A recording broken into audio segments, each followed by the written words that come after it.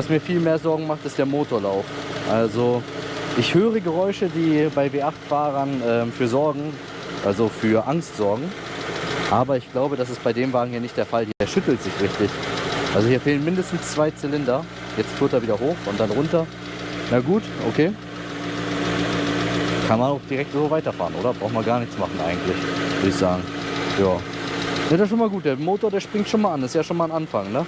Man kann ja auch nicht alles haben. Man muss ja erstmal kleine Brötchen backen.